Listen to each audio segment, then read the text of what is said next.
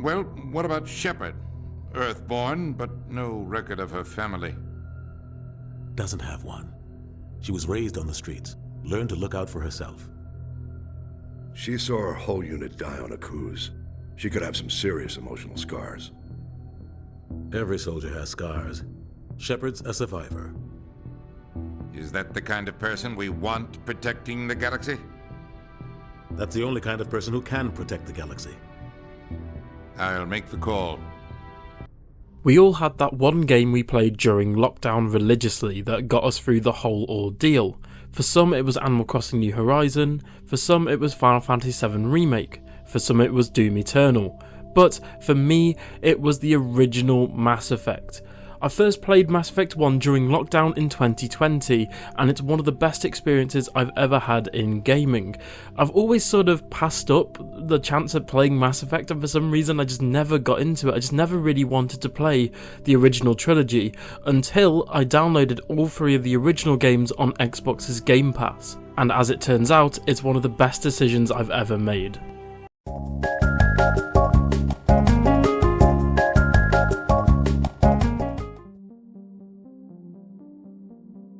The original Mass Effect launched on November 20th, 2007, and in this deep dive of Retro Café series, I'll be going over why not only Mass Effect started an amazing trilogy of games, but is also an excellent example of how to build a world with an interconnected story and memorable characters. By the way, this video will be spoiling certain aspects of the original Mass Effect, so if you don't want any spoilers at all, and if you are playing the game blind, click off this video, save it, and then come back to it to watch it later, as I really just don't want to spoil anything for anyone who doesn't want it. The game's development is really interesting. The original Mass Effect game was first developed under the working title SFX. About a year and a half after the initial IP pitch on September 15th, 2003, the team debated several names like Space Age, Element Zero, Threshold, Epsilon Effect, Star Citadel, Fractured Helix, and much more, but could never actually agree on any of the specific names, and as you can see on screen now, they've got loads of different logos for it. However, during this time, the game was now officially named Mass Effect, due to the fact that obviously the game uses the mass relays. Mass Effect is a sci-fi space opera that takes inspiration from the likes of Star Wars, Star Trek, and other sci-fi icons. The game is set in the year 2183. 35 years after humans discovered the ruins of an ancient race called the Protheans on Mars. With the technology from these ruins on Mars, humanity learned how to use the Mass Effect physics and Element Zero, unlocking faster than light space travel. Humans also discovered the mass relay network that threaded throughout the galaxy. In the original trilogy of Mass Effect games, we play as Commander Shepard on board the Normandy SR-1. A normal mission to recover a Prothean beacon on Eden Prime starts the game off. However, this mission goes horribly wrong when we are attacked by the Geth forces led by a rogue Turian Spectre named Saren. Spectre are sort of like James Bond type people in the Mass Effect universe. They essentially go above the law and do the bidding of the Council. However, Saren is after the Prothean beacon. When the commander locates the beacon and activates, it basically imparts loads of strange visions of synthetic slaughtering organics and essentially showing Shepard the extinction of the human race and most races in the Council space. However, after activating it, it essentially explodes and no one else can read the Prothean beacon. However, it turns out that Saren is actually trying to locate the Conduit, a mysterious device that would lead to the return of the Reapers, an ancient machine race believed to be behind the Protheans' demise. Shepard becomes the first ever human Spectre in Council space and is given the command of the Normandy as a ship, with orders to track down and hunt Saren and bring him to justice.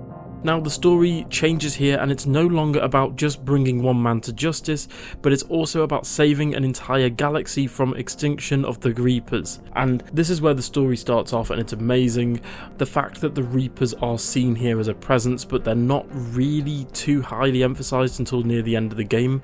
The game more focuses on Saren, and I think for a first time outing, Saren was a brilliant villain.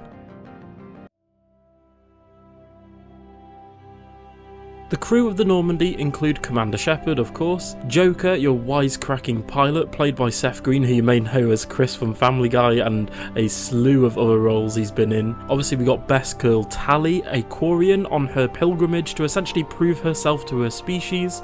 Liara, who's the other best girl, basically she's an Asari researcher fascinated by the Protheans, a younger part of her race again trying to prove herself in terms of her research. Then you have the hot-headed Rex, a Krogan tank focused on curing the genophage affecting his species, whilst also helping you to hunt down Saren. As he's not really interested about justice, Rex is solely interested about killing Saren.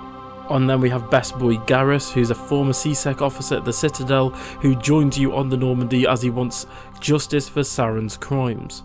Garrus is like that cool best friend we all wanted, and he's just a lovable character overall. Next up is Kaidan Alenko, a human biotic loyal to the Alliance, and again wants to sort of get over his prejudice and help Shepard the best he can, and he's a lovely character. And finally, Ashley Williams. Personally, I've made jokes about this in my tier list video I made, but she's my least favourite character, but she's a fellow Alliance soldier that has strong family values and strong opinions about the other races being upon the Normandy, but she is completely loyal to Shepard in the first game and will follow you to the end. We also get Saren, a former Spectre turned villain. His story is great, and in my opinion he is the best sort of side villain we've ever had in the Mass Effect series, as depending on your choices you actually get to see firsthand his corruption and indoctrination by the Reapers slowly play out over time, as from the start of the game he's under control and the influence of the Reapers. However, he does show signs of that he still has some free will, and then by the end of the game it's just completely gone. Mass Effect feels far different than any other RPGs in the industry, as it focuses on storytelling intertwined with gameplay. What I mean by this is that Mass Effect's incredible player choices are really integral in the game's overall design. In some games, choices are touted as these big things that impact the game going forward, but then ultimately change very little. However, in the Mass Effect series, every choice matters, or at least comes back in some way. Even a small little token of gratitude, or if you want to play Renegade and kill off a character, this can have consequences in both Mass Effect 1, 2 and 3, and it's essentially almost like a shockwave that gets sent throughout all the games, where if you help a character in Mass Effect 1 example and you don't kill them, and then you see them in Mass Effect 2, they may do something for you in Mass Effect 2 based off the fact that you were nice to them and didn't kill them, for example, and I just love this so much. Speaking of different feeling though, we also have to talk about the Normandy itself. Now, for the past 3 years of playing Mass Effect, for me, obviously going through Mass Effect 1, 2 and 3 and the Legendary Edition as well, the Normandy as a hub ship has felt like a second home where I'd hang out with old friends, relax between missions, do vital upgrades both for characters and the ship itself, and continue the story. And as essentially a hub area of the game, I think it serves its purpose really well, especially in Mass Effect 1, as you have access to the bottom lower hangar as well, where all of the most of the companions hang out, and you can do things like change their weapons in the lockers, and you can talk between characters. And what I like about Mass Effect 1 is they didn't really bring this back, I guess, until Mass Effect 3, but when you talk to characters in Mass Effect 1 in the sort of lower hangar, other characters will overhear them and actually chime into your conversations sometimes, and I think that's really cool.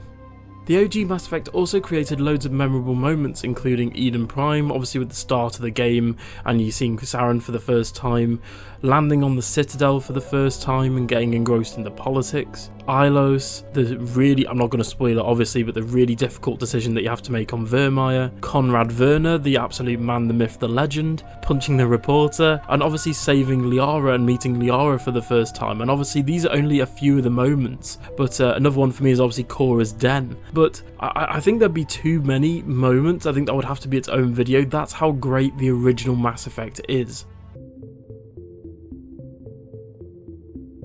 Now, in the Mass Effect series, we've seen loads of adaptations and changes to gameplay. In the original Mass Effect, the focus is more on being an RPG, a good and honest RPG, than compared to Mass Effect 2 and 3, as those games are more focused on big set pieces and story moments.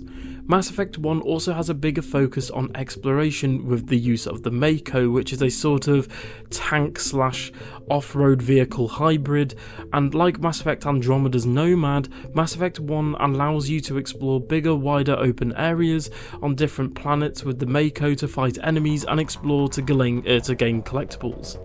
At its core though, Mass Effect 1 is still a massive third-person shooter with the ability to command squad mates and use their unique abilities to tactically defeat enemies, and the fact that you can actually tell squad mates where to go, which cover to go to, or to follow you, or to attack a specific enemy. Weapons differ from the other games in the series as they actually work on a cooldown, and most weapons actually don't have any sort of ammo. It's more just if you use a weapon too often, then they overheat and you can't use them essentially, whereas in Mass Effect 2 and 3 they obviously introduced regular ammo, more traditional ammo in the terms of thermal clips. Mass Effect 1 was remastered as part of the Legendary Edition. In this remastered collection we saw changes to the Mako, the fact that it didn't control like an absolute brick, graphical upgrades, and a completely reworked HUD and UI to closely resemble Mass Effect 3 and 2, but at the same time also just making it more understandable for new players. The Legendary Edition also added skippable elevator rides, tighter controls, cooldown reduction, individual squad orders, and much more. But sadly, one part of the original Mass Effect has been lost forever, that being the missing DLC Pinnacle Station. Pinnacle Station was a DLC made by a different studio, not BioWare. When EA and BioWare contacted them about Pinnacle Station, they discovered that the original source code for it had been lost and corrupted.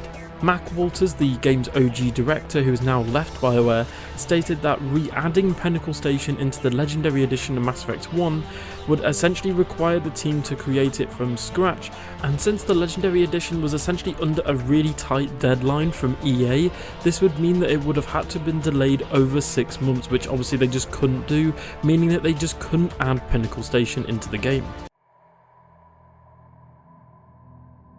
In conclusion, the original Mass Effect is one of the most iconic games of all time. It's the game that not only put BioWare on the map in the industry, whilst also launching a new series to new heights, paving the way forward for its sequels. I think that Mass Effect 1, 2 and 3 are some of the most iconic games in video game history because of their characters are so memorable and so real and authentic. People have developed a relationship and friendship with these characters, especially in Mass Effect 1, that will maybe last a lifetime. And if Andromeda is any indication to go off in terms of development and the way BioWare are currently thinking, I think that with the next Mass Effect game we could see a return to the formula used in Mass Effect 1, with a bigger focus on world building, RPG elements such as loot and weapon crafting and skill trees and whatnot, and exploration in more open areas, perhaps with a return of the Mako or a brand new vehicle for example, but we're going to have to wait and see when BioWare reveal more details on the next game. Anyway, thank you so much for watching this episode of the Retro Café. I am currently replaying Mass Effect 1 and I have replayed it for this video, and I had an exceptional time just reacquainting myself with these characters, replaying iconic levels such as Noveria, Virmire, and Eden Prime was just really nostalgic, even though I've only been playing the game for essentially 3 years, whereas people have been playing it for well over 15 years now. So if you are one of those people that has been playing the original Mass Effect since the beginning, tell me in the comments below, and tell me in the comments what do you think of the original Mass Effect and what is your favourite moment from the iconic series. Thank you so much for watching, and I'll see you guys on another episode of the Retro Cafe where we'll take deep dives into more classic games, and I'll see you guys in the next one. Bye!